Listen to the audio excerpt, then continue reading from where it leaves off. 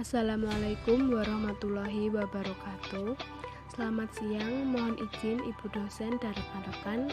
Kami di sini akan mempresentasikan hasil kerja kelompok kami guna memenuhi mata kuliah Biostatistika dengan dosen pengampu Ibu Retno Dewi Prisusanti. Kami dari kelompok 5 kelas 1C yang beranggotakan 5 anggota. Yang pertama, Dina Hidayatul Cahayani dengan nomor induk mahasiswa 205088. Yang kedua, Nafisah Yuniantoro dengan nomor induk mahasiswa 205100. Yang ketiga, Hensi Ayuning Tias dengan nomor induk mahasiswa 205115. Yang keempat, Rika Widya Saputri dengan nomor induk mahasiswa 205107. Dan yang terakhir ada Sandiasti Ovilia dengan nomor induk mahasiswa 205111. Nah, kali ini kita akan mempelajari konsep dasar biostatistika. Yang pertama, kita akan mempelajari pengertian statistik, statistika, dan biostatistika. Yang kedua, kita akan mempelajari sejarah dan perkembangan statistik dan biostatistika. Yang ketiga, ruang lingkup statistika. Dan yang keempat, kegunaan statistik dalam bidang kesehatan. Selanjutnya kita masuk dalam pengertian. Yang pertama, statistik, yaitu berupa angka dengan arti luasnya yaitu mengumpulkan, menyusun, menyajikan, dan menganalisa data yang berwujud angka yang bertujuan sebagai dasar penarikan kesimpulan yang benar guna mengambil keputusan yang tepat. Yang kedua, statistika, metode atau alat bantu mengembangkan statistik guna membuktikan data statistik yang ada.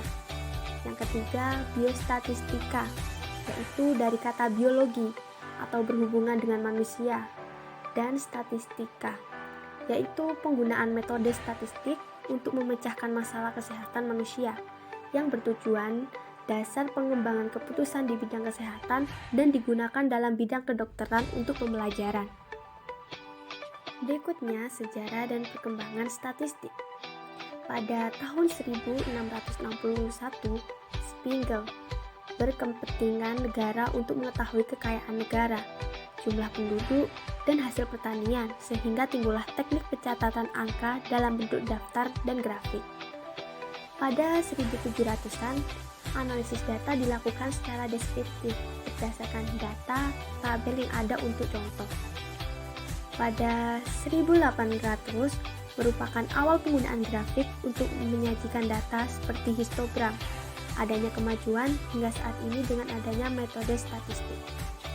Selanjutnya pada 1820 sampai 1920, Florence Nightingale, seorang perawat, sebagai pelopor dalam penyajian data secara grafik dengan mengumpulkan data dan membuat sistem pencatatan. Ruang lingkup statistik. Ruang lingkup statistik dapat digunakan sebagai sosial, budaya dan politik, ekonomi dan bisnis, teknik dan informatika, pendidikan, kesehatan, terutama dalam administrasi rekam medis. Kegunaan statistik dalam bidang kesehatan dapat dibagi menjadi 7. Yang pertama, menentukan besarnya masalah kesehatan. 2. Menentukan prioritas tindakan dan pemecahan masalah. 3. Perencanaan program kesehatan. 4. Evaluasi pelaksanaan program. 5. Dokumentasi sebagai perbandingan bila dibutuhkan. 6. Sebagai acuan penelitian. 7. Mempublikasikan kepada masyarakat.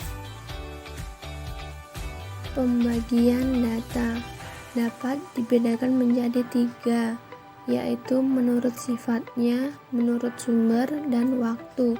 Menurut sumber yaitu kualitatif dan kuantitatif. Kualitatif yaitu opini atau gambar, contoh jenis kelamin, warna kulit, asal suku, dan umur.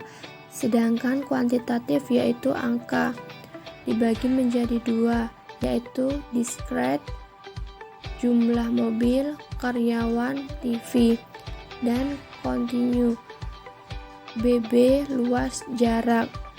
Sedangkan menurut sumber yaitu internal dan eksternal. Internal dari dalam, eksternal dari luar. Waktu, yaitu time series dan cross section.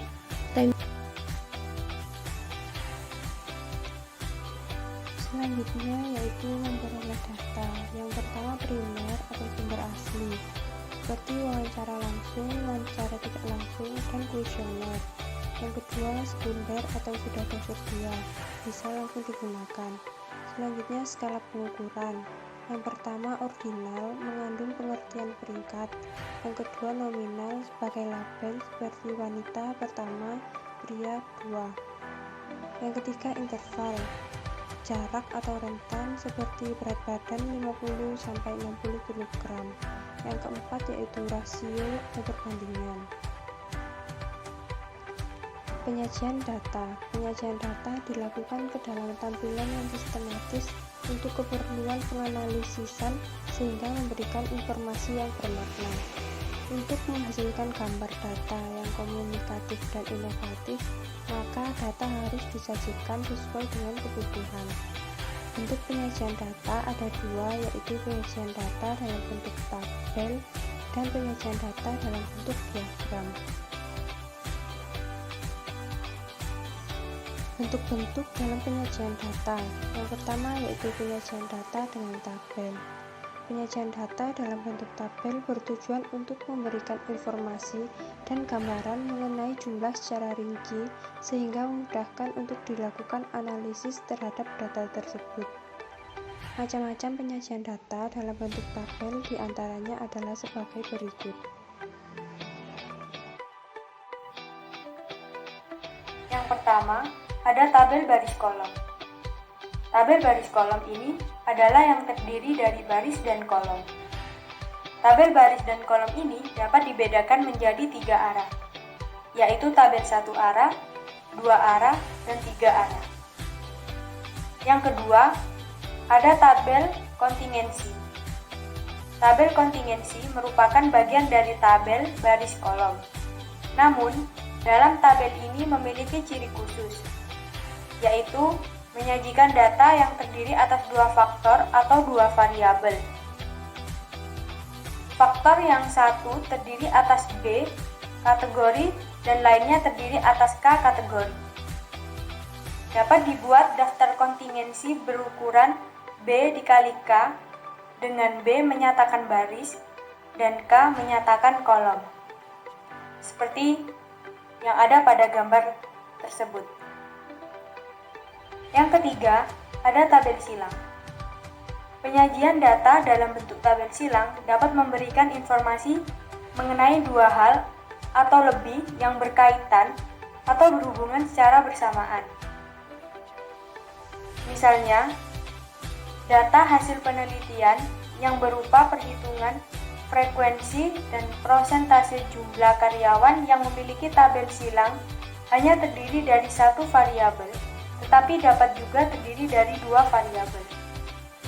Tergantung pertanyaan atau keadaan yang ingin dideskripsikan.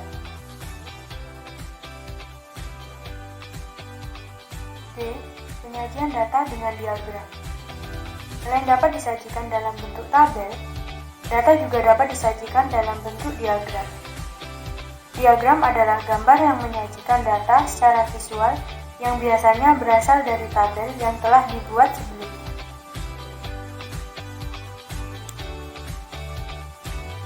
Adapun contoh beberapa diagram.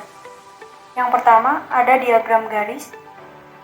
Diagram garis adalah penyajian data dalam bentuk garis yang menggambarkan perkembangan dan perubahan suatu keadaan. Biasanya, diagram garis digunakan untuk menyajikan data berdasarkan pengamatan dari waktu ke waktu secara berurutan. Yang kedua, ada diagram batang. Diagram batang adalah penyajian data dalam bentuk persegi panjang tegak atau persegi panjang mendatar. Pada umumnya, diagram batang digunakan untuk menggambarkan perkembangan data dari suatu objek tertentu. Yang ketiga ada diagram lingkaran. Diagram lingkaran adalah gambaran grafik informasi kuantitatif menggunakan lingkaran di mana dapat menunjukkan kontribusi dari masing-masing informasi yang disajikan. Sekian presentasi dari kelompok kami. Bila ada salah kata, salah perbuatan, kami mohon maaf sebesar-besarnya. Billahi taufik wal hidayah. Wassalamualaikum warahmatullahi wabarakatuh.